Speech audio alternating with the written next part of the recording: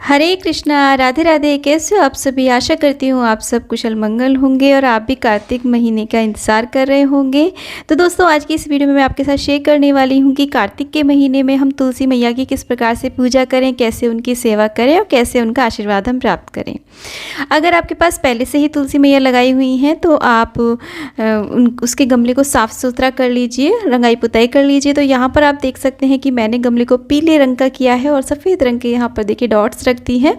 बहुत ही सुंदर सा हमने गमला साफ़ कर लिया है और मैंने तुलसी मैया को धुल भी दिया बहुत अच्छे से। आप समय समय पर तुलसी मैया को इस तरीके से पाइप हो तो उससे या फिर स्प्रे आदि से उसकी पत्तियों को अच्छे से धो दीजिए, क्योंकि जो पॉल्यूशन होता है, डस्ट होता है, वो पत्तियों पे बैठ जाता है। और इस तरीके से तुलसी मैया नहा करके, स्नान करके बहुत ज़्यादा खुश हो जाती है। तो इस तरीके से आप उन्हें ज़रूर साफ़ करते रहा करिए।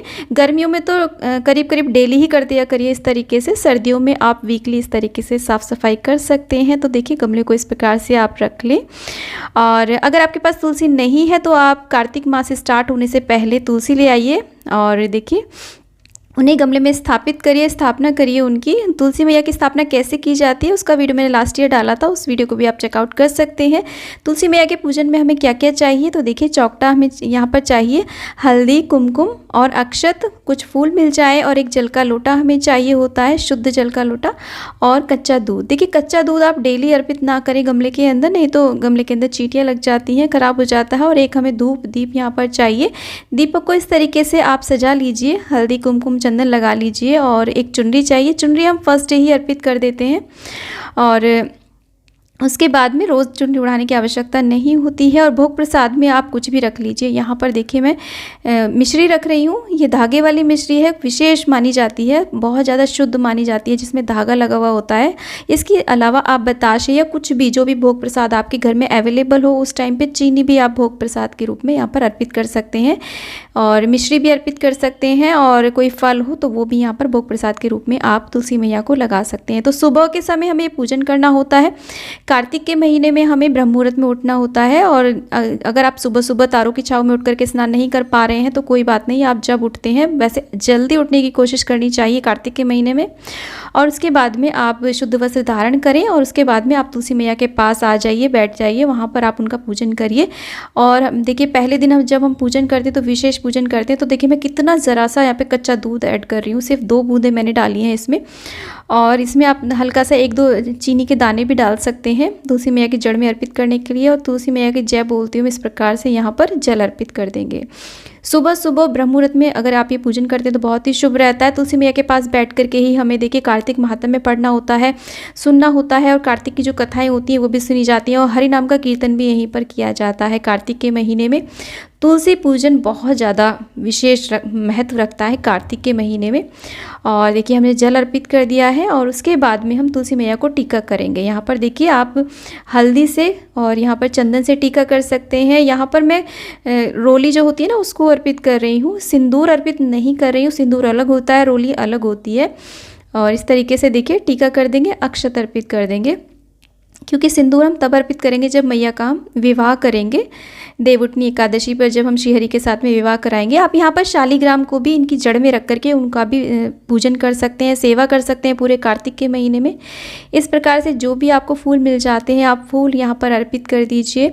डेली फूल नहीं मिल पाते हैं तो बिना फूल के भी आप पूजन कर सकते हैं। उसके बाद में देसी घी का दीपक बनाइए। दीपक को मैंने देखिए अच्छे से यहाँ पर सजा लिया है, टीका कर लिया है दीपक को। और हमें जो दीपक रखना है ना इस तरीके से रखना है ताकि उसकी जो लौर है वो तुलसी मैया को ज़्यादा आंच ना लगे, थोड़ा सा अलग को ही आप रखें। और उसके बाद में हम चुनरी उड़ा देंगे। तो डेली हमें चुनरी नहीं उड़ानी है, फर्स्ट डे हम उड़ा देते हैं इस तरीके से। कोई कोई लोग जो होते हैं ना वो श्रृंगार नहीं करते हैं माता का कार्तिक के महीने में, वो सिर्फ एकादशी वाले दिन जब विवाह होता है माँ का तभी श्रृंगार करते हैं। लेकिन हम तो कर देते हैं श्रृंगार, माँ बहुत सुंदर लगती हैं इस तरीके से देखिए।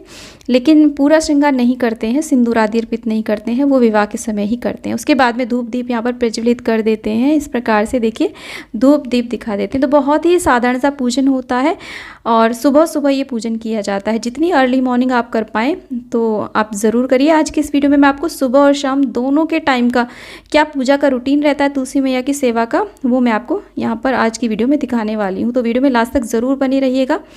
और इस तरीके से देखिए भोग प्रसाद अर्पित कर देंगे। ये जो भोग प्रसाद है इसको ज़्यादा देर तक हम यहाँ पर नहीं छोड़ते हैं, जब तक हम पूजा करते हैं तब तक यहाँ पर छोड़ते हैं। उसके बाद में इसे यहाँ से हटा करके भोग प्रसाद के रूप में परिवारजनों में वितरित करके खा लेते हैं, क्योंकि चींटी आदि लग जाती हैं। और गमले में अंदर हम कुछ भी नहीं डालेंगे भोग प्रसाद जो भी हम मीठा अर्पित करते हैं। तो इस तरीके से हम पूजा करते हैं। तुलसी मैया की परिक्रमा करने का बहुत ज़्यादा महत्व होता है, तो आप सुबह के समय परिक्रमा अवश्य रूप से करिए, जितनी भी आपकी सामर्थ्य है। डेली परिक्रमा करने का अगर यदि आपने संकल्प लिया है तो आप जितनी भी करना चाहें उतनी परिक्रमाएं कर सकते हैं। आप 11, 21, 51, 108 डेली परिक्रमा ज़रूर करें, प्रार्थना करें, क्षमा याचना करें। तो ये हमारा सुबह का पूजन हो जाता है। इस तरीके से बहुत ही साधारण तरीके से सुबह का पूजन किया जाता है। कार्तिक के महीने में यहीं पर बैठ करके कथाएं आदि की जाती हैं, कीर्तन आदि किया जाता है। उसके बाद में शाम का जो पूजन होता है तो आप देख सकते हैं कि दोनों समय जब मिलते हैं, यानी कि प्रदोष काल में जो गोधूली बेला होती है ना तो अंधेरा होता है ना रोशनी होती है, उस समय हमें दीपदान करना चाहिए। एक दीपदान तो हमें तब करना चाहिए जब सूर्य उदय नहीं होता है, यानी कि सुबह तारों की छाँव में दीपदान करना चाहिए तुलसी के पास में। और एक दीपदान हमें शाम को जब सूर्य अस्त हो रहे हों तब हमें करना चाहिए, यानी कि प्रदोष काल में आप कह सकते हैं गोधूली बेला में हमें इस तरीके से दीपक दान करना चाहिए। यहाँ पर देखिए, अगर आप शुद्ध देसी घी का दीपक आप दान करते हैं डेली तो बहुत ही ज़्यादा शुभ रहता है। नहीं कर पा रहे हैं तो आप तुलसी जी के पास में तिल के तेल का भी आप दीपक यहाँ पर जला सकते हैं। तो इस तरीके से आरती करेंगे। सुबह के समय ज़्यादा थोड़ा बड़ा सा पूजन होता है, शाम के समय केवल तुलसी मैया के पास में हम दीप प्रज्वलित करते हैं। शाम को हमें जल अर्पित करने की आवश्यकता नहीं होती है, ना ही हम टीका वगैरह करते हैं, बस यहाँ पर दीपदान करते हैं और मैया से प्रार्थना करते हैं। तो बहुत ही सिंपल साधारण सा पूजन होता है। डेली हमें इसी प्रकार से पूजन करना होता है। शाम को चाहे तो आप भोग भी लगा सकते हैं, पुष्प आदि भी अर्पित कर सकते हैं, लेकिन शाम को सिर्फ और सिर्फ दीपदान किया जाता है तुलसी जी के पास में। यहाँ पर आप चाहे तो तुलसी मैया के साथ में आप पतवारी की भी स्थापना कर सकते हैं। पतवारी कैसे बनाई जाती है उसका वीडियो ऑलरेडी चैनल पे है, आप चेकआउट कर सकते हैं। और यहाँ पे आप केले का पौधा भी लगा सकते हैं, आंवले का पौधा भी लगा करके साथ में उनकी भी सेवा कर सकते हैं। बहुत ही शुभ रहता है। कुछ पौधे बहुत ज़्यादा शुभ माने जाते हैं कार्तिक मास के लिए। वो कौन से पौधे होते हैं इसका वीडियो भी चैनल पे है, आप उसे देख करके ज्ञान प्राप्त कर सकते हैं कि हमें कौन से पौधे लगाने चाहिए। तो कार्तिक के महीने में तुलसी जी की सेवा करने का, पूजा करने का बहुत ही ज़्यादा महत्व माना जाता है। तुलसी जी की पूजा से भगवान श्री हरि विष्णु, माता महालक्ष्मी एवं धन कुबेर की कृपा प्राप्त होती है। कार्तिक महीने में सुबह सुबह तुलसी जी के पास में बैठ करके कार्तिक महात्म्य और कार्तिक की कथाएं सुनी जाती हैं और हरि नाम कीर्तन भी किया जाता है। कार्तिक महात्म्य के अनुसार जो भक्त प्रातःकाल स्नान करके पवित्र हो कोमल तुलसी दल से भगवान दामोदर की पूजा करते हैं वे निश्चय ही मोक्ष को प्राप्त करते हैं। कार्तिक मास में लगाई गई तुलसी जितनी अपनी जड़ों को विस्तार करती है उतने ही सहस्त्रों युगों तक मनुष्य ब्रह्मलोक में वास करता है। तो बहुत ही महत्व रहता है कार्तिक के महीने में तुलसी जी की को लगा करके उनकी सेवा करना और अंत में उस तुलसी का विवाह करके उस तुलसी को दान कर देना बहुत ही ज़्यादा महत्व रखता है ये। और अगर आप दान भी नहीं करना चाहते हैं तो जो भी आपके पास तुलसी ऑलरेडी लगी हुई है उनकी भी आप पूरे महीने सेवा कर सकते हैं। फ्रेंड्स, तुलसी एक ऐसा भूलोक में एक ऐसा पवित्रतम पौधा है जिसके दर्शन मात्र से समस्त कलमश धुल जाते हैं हमारे। तुलसी सिर्फ पौधा ही नहीं है, साक्षात माता महालक्ष्मी का रूप है और विष्णु भगवान की अत्यधिक प्रिया है। विष्णु प्रिया भी कहा जाता है तुलसी मैया को। तो जिस घर में तुलसी मैया जो हरी भरी और अलंकृत सजी हुई रहती है ना, उस घर में माता महालक्ष्मी स्वयं ही स्थायी रूप से वास करती हैं और भगवान श्री हरि विष्णु अत्यधिक प्रसन्न होते हैं जिस घर में तुलसी जी की सेवा होती है। तो कार्तिक का महीना तुलसी जी की सेवा करने के लिए बहुत ही विशेष महीना माना जाता है।